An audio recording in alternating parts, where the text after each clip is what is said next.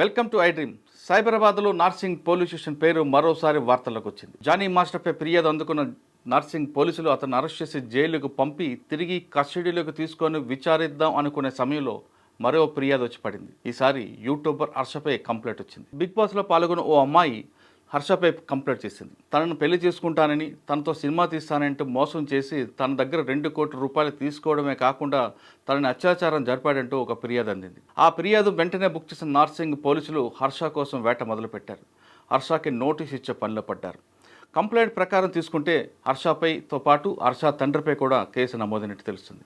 అందులో 376 అంటే అత్యాచారంతో పాటు 376N, అదేవిధంగా 354 3 సెక్షన్ల కింద కేసు నమోదు చేశారు. ఇప్పుడు కేసు నమోదు చేసిన నార్సింగ్ పోలీసులు హర్ష కోసం వేటాడుతూనే మరోవైపు బాధితురాల స్టేట్మెంట్ కూడా రికార్డ్ చేసే పనిలో పడ్డారు.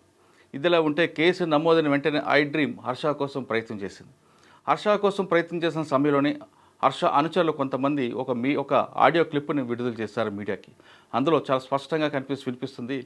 బాధితురాలకి అదేవిధంగా హర్షకి మధ్యన ఉన్న సంభాషణ ఆడియో టేప్లో ఉంది. ఇదంతా కూడా కేవలం కుట్రపూర్వకంగానే అమ్మాయి చేసిందంటూ వాళ్ళు చెప్తున్నారు.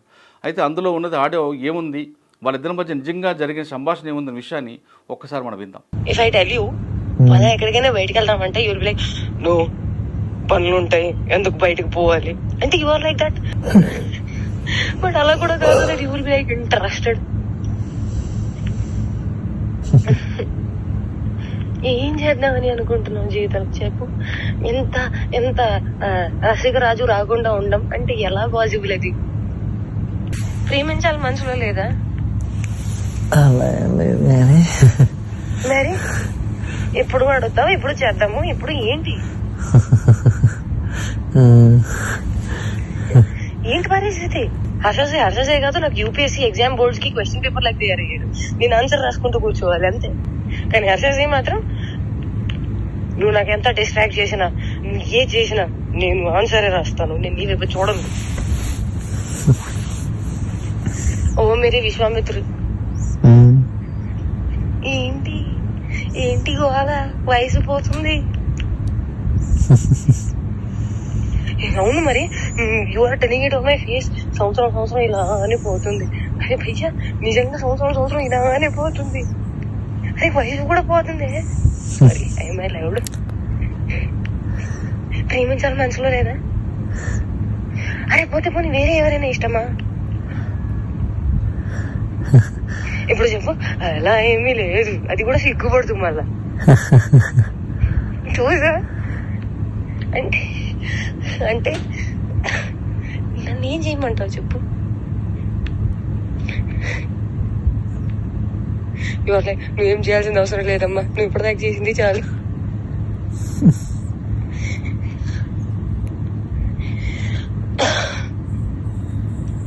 సరే, take your time to think about it. నీకే లేనప్పుడు నేను ఎలా మాట్లాడుకోగలుగుతాను? మరి నేనే డెస్పరేట్ గా ఉన్నాను. ఈ మాటలు అబ్బాయిలు మాట్లాడుకుంటారు, అమ్మాయిలు మాట్లాడరు. అది కూడా నేను లైక్ మాటల్ని బ్లాంకెట్ కింద కప్పేసి మాట్లాడుకోవాలి. అంటే అంత మర్యాదగా మాట్లాడుకోవాలి, అప్పుడే దానికి విలువ. అలా కూడా కాదు, దట్ యు స్టార్ట్ ఫీలింగ్ రాంచి, start feeling excited, start feeling నాకు చేయాలని ఉంది. అవన్నీ కూడా ఉంటాం మన దగ్గర. And you will be like I'm very boring person, very very boring person. అంటే అన్నిటికీ సమాధానం నేనే తీసుకొని నేనే చెప్పాలి. ఓకే, నాకు అర్థమైపోవాలి. And I'm dealing with a very boring person. So that నాకు ఎక్స్పెక్టేషన్ ఉండకూడదు. దట్ అక్కడి నుంచి వస్తుంది, దానికి కౌగిలిస్తాను, నీకు దగ్గర తీసేసుకుంటాను, ముద్దు పెట్టేస్తాను, అవన్నీ ఏమి ఉండవు. నాకు తెలుసు.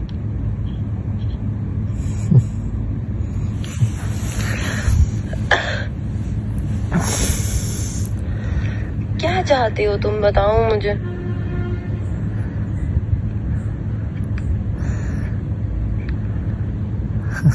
बताओ तुम्हारे मन में क्या चल रहा है, कुछ तो बोलो.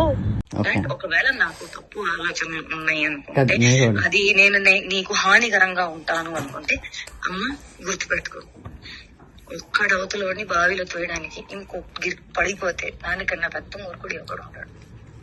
నేను ఆ మూర్ఖత్వం ఇప్పటికీ చెయ్యను, నాకు అవసరం లేదు. అండ్ నేను చెప్తున్నాను దట్ స్వార్థం, అవసరం, అవకాశం, కారణం ఇది అంతా ఏ విషయానికైతే మొదలవుతుందో, the world is round, the situation is round, everything will come in and there only.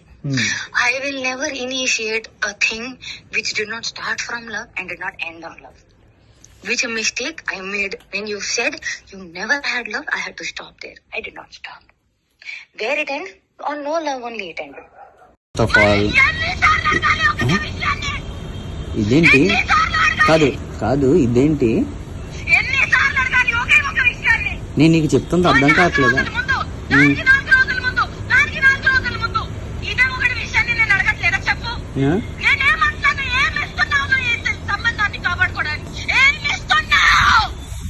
ఇప్పుడు యూట్యూబ్ నువ్వు అడిగిన పాయింట్లే నేను చెప్తున్నాను. నువ్వు అడిగిన పాయింట్లే చెప్తున్నాను. నేను నీకు ఫస్ట్ చెప్పింది అదే అన్నావు కదా, అలా కదా. దాదాపు 3.5 నిమిషాలు జరిగిన ఈ సంభాషణ జనవరిలో జరిగినట్లుగా కనిపిస్తుంది.